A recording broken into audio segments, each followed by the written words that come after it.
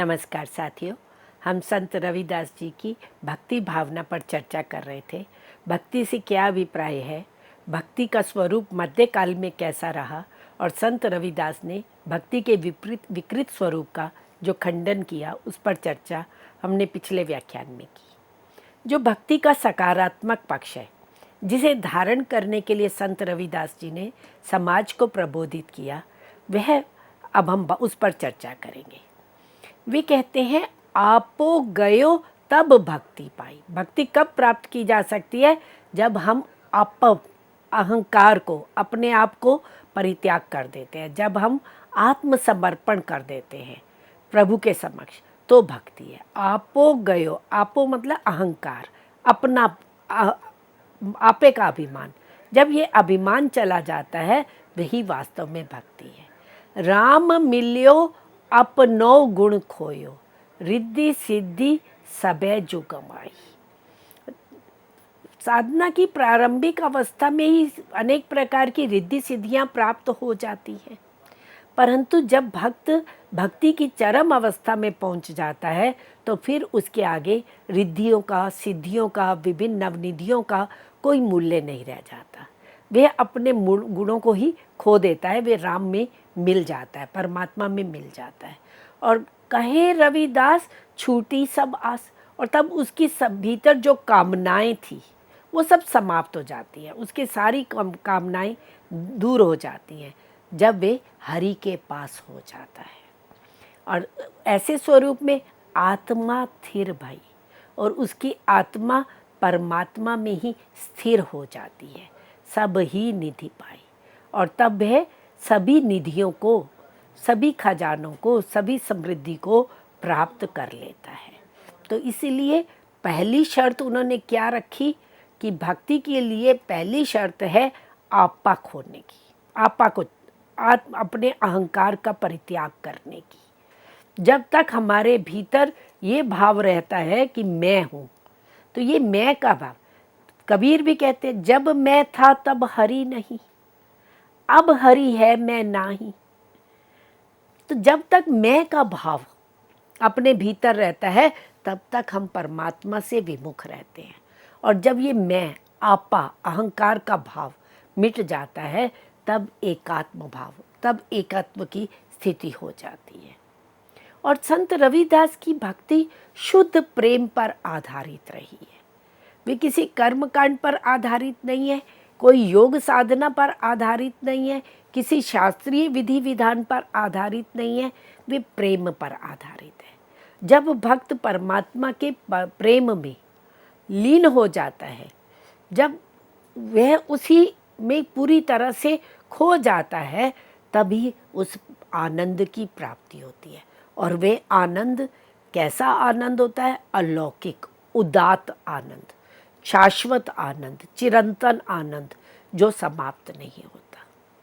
और संत रविदास उस प्रेम की बूंद बूंद नहीं पीना चाहते, वे पूरा का पूरा सागर पी लेना चाहते हैं।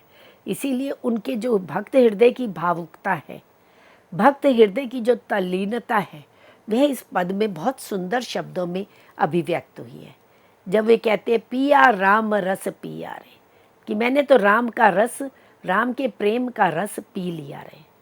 और फिर बड़ा सुंदर एक रूपक प्रस्तुत करते हैं, मदिरा का रूपक, कि जो मदिरा पान कराने वाली स्त्री है, वो जिस तरह से मदिरा पान कराती है और पीने वाला उन्मत्त हो जाता है, मदमस्त हो जाता है, उसी तरह से जो मैंने भक्ति का रस, प्रेम का रस, परमात्मा के प्रेम का रस पिया, वे तो ऐसा रस है, उसको पी करके मैं संसार को भूल गया हूँ, अपने आप को भूल गया हूँ। हरि रस मही बोरा नारे, उसी रस में मैं बोरा गया। भरी भरी देवे सुरति कलाली, तो सुरति रूपी जो कलाली है, आत्मचिंतन रूपी जो कलाली मदिरा पिलाने वाली है, वो भर भर के प्याला प्रेम का देती है। दरिया दरिया पीना रे, और मैं भर भर के दरिया, सागर, समुद्र, पूरे दरिया भर के पीता हूँ। पीवत पीवत आपा जग भूला, और उस प्रेम रस का पान करके मैं स्वयं को भूल गया, इस सारे संसार को भूल गया। हरि रस मही बौरा नारे, और उस परमात्मा के रस में ही मैं बौरा गया हूँ, उन्मत्त हो गया हूँ। दर घर बिसरी गयो रविदासा, मैं अपना घर बाहर अपने विषय में सब कुछ भुला गया हूँ। उन्मनी सदा मतवारी रे, और उन्मनी अवस्था को पहुँच करके, उस परम अवस्था को पहुँच करके मैं सदैव मतवारा हो गया। पल पल प्रेम पियाला चाले, छूटे नहीं खुमारी। प्रभु के प्रेम की जो खुमारी है, प्रभु के प्रेम का जो रस है, वो कैसा है? चिरंतन है, हमेशा बना रहने वाला है।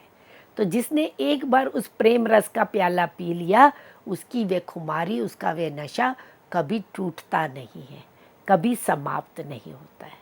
तो ये संत रविदास की प्रेमा भक्ति है। और परमात्मा के साथ वे विभिन्न संबंध स्थापित करते हैं।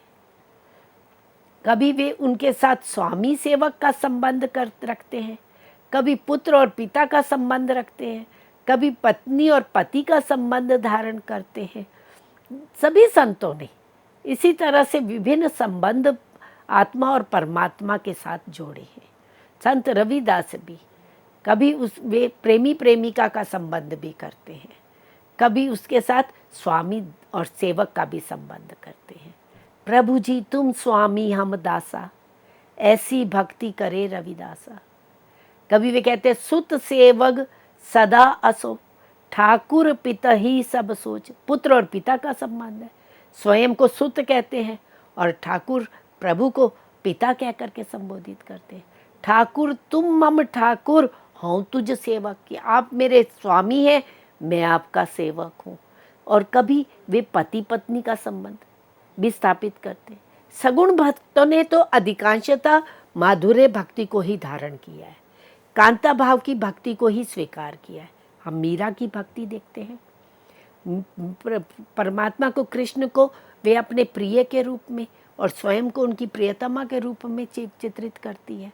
माधुर्य भाव की भक्ति है।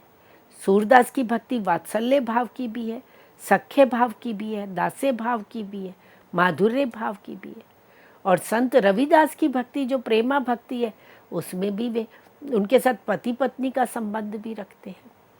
कबीर भी हरि मेरा पीव कहते हैं, मैं राम की बहुरिया कहते हैं, हरि की बहुरिया कहते हैं। हम घर आए राजा राम भरतार, दुल्हन गावों मंगलाचार, हम घर आए राजा राम भरतार।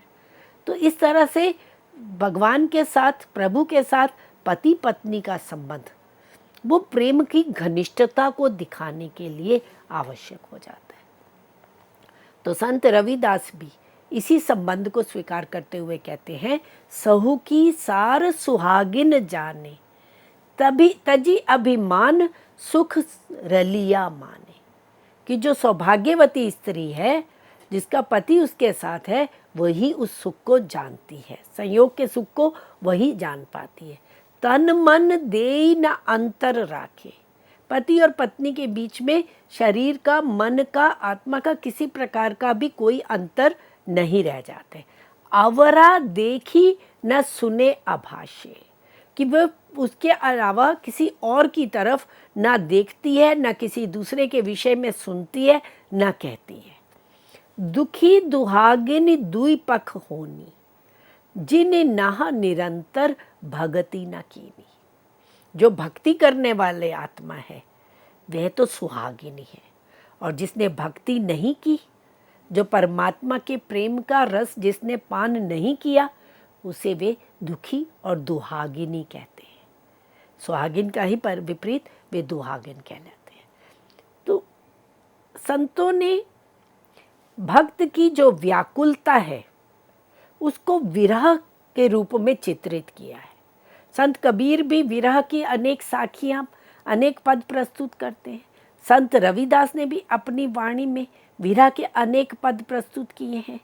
तो परमात्मा के वियोग में, जब आत्मा परमात्मा का ही अंश है, पर वही आत्मा परमात्मा से वियुक्त होकर जब इस संसार में आकर के शरीर में प्रवेश करती है, जब वे जीव की संज्ञा को प्राप्त कर लेती है, तो माया के बंधन में बंधकर वे परमात्मा से विमुख हो जाती है। और जब वे भक्ति साधना को प्राप्त करती है तो उसे परमात्मा का वियोग सताता है। तो उस व्याकुलता को, उस विरह का चित्रण सभी संतों ने अपनी वाणियों में किया है। संत रविदास की जो भक्ति है वो भाव भक्ति है, उसे वे अनिन भक्ति कहते हैं। अनिन मतलब अनन्य भाव की भक्ति, जहाँ कोई दूसरा नहीं है, एक निष्ठ भक्ति। जैसे तुलसीदास भी कहते हैं, एक भरोसो एक बल एक आस विश्वास। इसी तरह से संत रविदास की भी भक्ति जो है वो अनन्य भक्ति है। और उस भक्ति की जब वे चरम सीमा में पहुंच पाते हैं तो वे भक्ति कहीं द्वैत रूप में पहुंच जाती है, कभी अद्वैत रूप में पहुंच जाती है। जैसी जैसी उनकी अनुभूति होती चली जाती है, जैसी जैसी आत्मानुभूति होती है, वैसी ही वे अभिव्यक्ति को प्राप्त करती है। कभी वे आत्मा और परमात्मा के मध्य द्वैत भाव देखने लगते हैं। जैसे कहते हैं, तुम चंदन हम इरंड बावुरे, संगी तुम्हारे वासा, नीच रूखते ऊंच भये हैं, गंध सुगंध निकासा। और इस द्वैत करते हुए वे आत्मा और परमात्मा में भेद मान लगते हैं। और वहीं वो कहते हैं, प्रभु जी तुम चंदन हम पानी, जाकी अंग अंग बास समानी, प्रभु तुम घन वन हम मोरा, जैसे चितवत चंद चकोरा। यद्यपि द्वैत भाव है, परंतु उस द्वैत में भी एक निष्ठता दिखाई देती है। प्रभु को चंदन और स्वयं को पानी कह रहे हैं, परंतु चंदन और पानी जब मिलकर के एक हो जाते हैं तो अंग अंग में सुगंध आ जाती है। तो द्वैत होते हुए भी वो अद्वैतता है। घन और वन और मोर, तुम घन वन हम मोरा, तो बादल और मोर अलग अलग है, या चंद्रमा और चकोर देखने में अलग अलग है, परंतु वास्तव में दोनों का संबंध अनन्य भाव का है, एक निष्ठता है। चकोर जो है चंद्रमा के अतिरिक्त किसी अन्य को नहीं देखता है। तुम दीपक हम बाती जब ये कहते हैं तो वहाँ हमें द्वैत रूप दिखाई देता है। और कब एक स्थिति ऐसी आती है जब वे शुद्ध अद्वैत रूप में परमात्मा के साथ संबंध स्थापित करते हैं, तब उनकी अनुभूति, तब उनकी आत्मानुभूति कहती है कि मेरे में और तुम में तो कोई अंतर ही नहीं है। तो ही मोही, मोही तो ही अंतर कैसा, तुम्हारे में मुझ में तुम में कैसा अंतर, कनक कटक जल तरंग जैसा।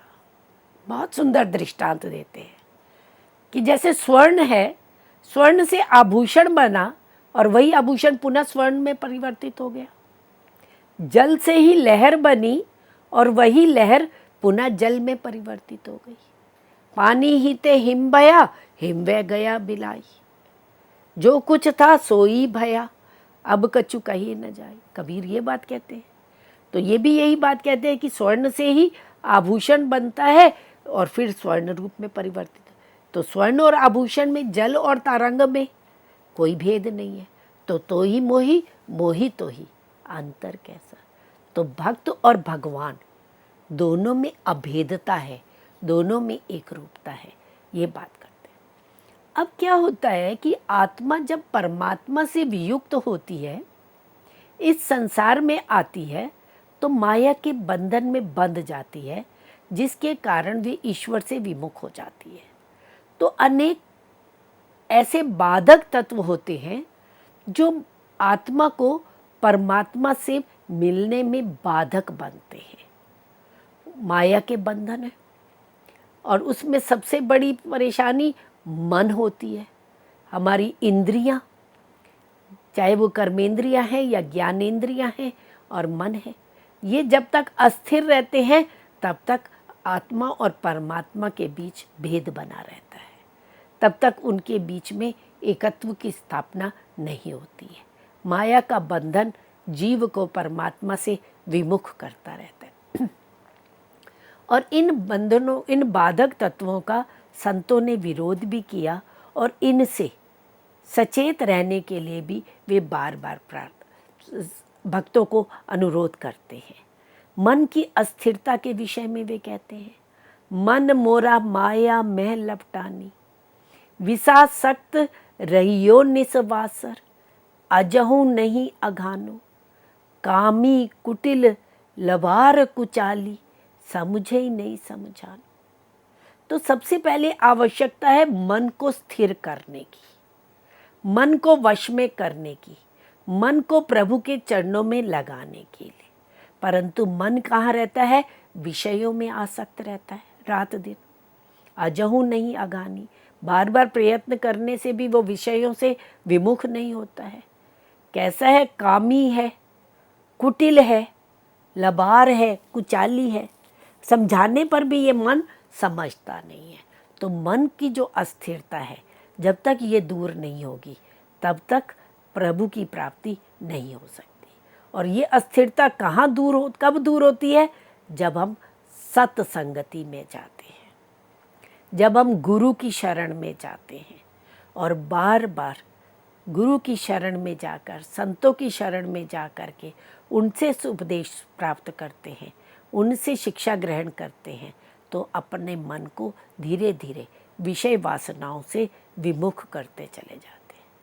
और मन क्या करता है? वो सत्संगति में एक पल के लिए भी स्थिर नहीं रहता है। तो सत्संगति पलु नहीं कीनो, एक पल के लिए भी संतों की संगति नहीं करता है। मन मूर्ख बहु गर्बानी, ये मूर्ख मन जो है बड़ा अभिमान से युक्त रहता है। और हम क्या करते हैं? विषय वासनाओं में डूबे हुए सोत खात दिन रैन बिताई, सोते हुए खाते हुए रात दिन ऐसे ही समय व्यतीत कर देते हैं। ताही में रसना सुख मानो, और उसी में ही हमारी रसना, हमारी जीवा सुख मानती है, आनंद मानती है।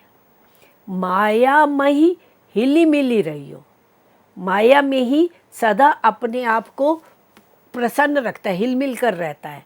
फोकट साटे जन्म गवाया, और ये जो मानव जीवन जो अनेक योनियों में बिताने के बाद बड़ी कठिनाई से प्राप्त हुआ है, इस दुर्लभ मानव जीवन को व्यर्थ ही गंवा देते हैं।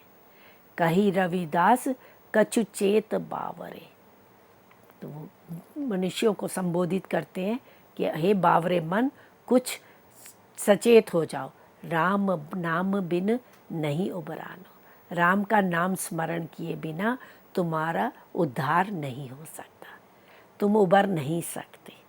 तो मन को स्थिर करना, ये संतों ने विशेष रूप से इस पर बल दिया, मना साधना पर बल दिया है। संत रविदास ने भी मन को स्थिर करने के लिए कहा है।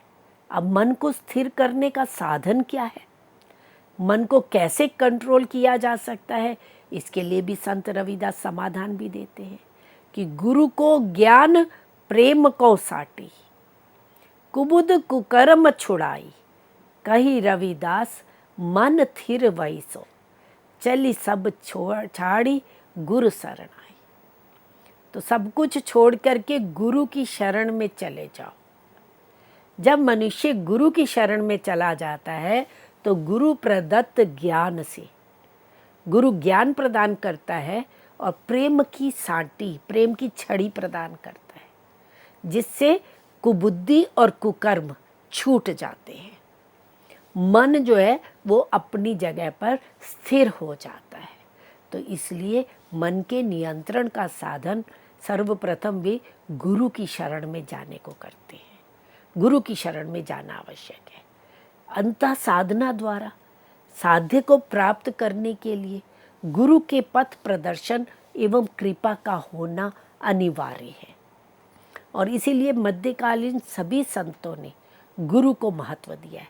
कबीर तो गुरु को गोविंद से भी बढ़कर मानते हैं। गुरु गोविंद दोऊ खड़े, काके लागू पाए, बलिहारी गुरु आपने, जिन गोविंद दियो मिलाए। संत रविदास भी गुरु की शरण स्वीकार करने के लिए कहते हैं।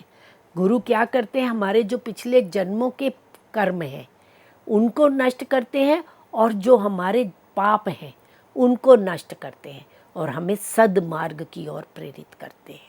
तो सद्गुरु हमहु लखाई बाट, वो हमें श्रेष्ठ सदमार्ग बाट मार्ग दिखाते हैं।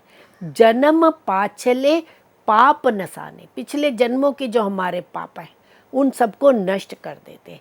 मिटी गो सब संताप, और सभी संताप, सभी कष्ट, सभी दुख, चाहे वो दैहिक है, चाहे वो मानसिक है, आध्यात्मिक है, सभी प्रकार के संतापों को गुरु जो है दूर करते हैं। तो इसलिए गुरु की शरणागति आवश्यक है। और भक्ति के लिए क्या अनिवार्य है? भक्ति के लिए तन और मन की पवित्रता अनिवार्य है, सदाचरण धारण करना अनिवार्य है। उसके लिए केवल दिखावा, केवल बाह्याचार करना उचित नहीं है। तन और मन पवित्र होना चाहिए। तो जे मन चंगा तो कठौती में गंगा, संत रविदास स्पष्ट शब्दों में कहते हैं। और भक्ति के लिए नृत्य, गीत, तप, ज्ञान, योग, वैराग्य ये सब व्यर्थ है। ये कुछ सीमा तक आपके सहायक हो सकते हैं, परंतु उस परम तत्व तक पहुंचने के लिए, उस परम पद को प्राप्त करने के लिए आचरण की पवित्रता अनिवार्य है, प्रेमा भक्ति को धारण करना अनिवार्य है। तो इसीलिए संत रविदास कहते हैं, भगति न होई रे न होई, जब लग तन सुध ना होई। जब तक तन और मन की पवित्रता नहीं होगी तब तक भक्ति नहीं हो सकती। भक्ति नहीं नाचे अरु गावे, भक्ति न बहु तप कीना, भक्ति नहीं स्वामी अरु सेवक, जब लग परम तत्व नहीं चीना। जब तक उस परम तत्व को चीना मतलब पहचाना नहीं, उसको जाना नहीं, तब तक केवल नृत्य, गीत, तप, ज्ञान, योग आदि धारण करने से भक्ति नहीं होती। भक्ति न ज्ञान जोग बैरागे, भक्ति न कहे कहावे। कहलाने से, कहने सुनने से भक्ति नहीं होती है, करने पर, आचरण में धारण करने पर भक्ति होती है। भगति न सुन्नी मंडल घर साधे, भगति न कछु दिखावे। तो क्या क्या भक्ति नहीं है उसकी चर्चा करते हैं, और भक्ति वास्तव में क्या है उसका स्वरूप भी बताते हैं। और जो समाज में विभिन्न प्रकार की विषमताएं व्याप्त हैं, विसंगतियां हैं समाज में, उसका मूल कारण हमारे मनोविकार है। काम, क्रोध, लोभ, मोह, मद, मत्सर, ये जो हमारे मानसिक विकार हैं, ये समाज में विषमता को पैदा करते हैं, विसंगति को पैदा करते हैं, और जो मानवता का हनन करने वाले हैं, मानवता का विनाश करने वाले हैं।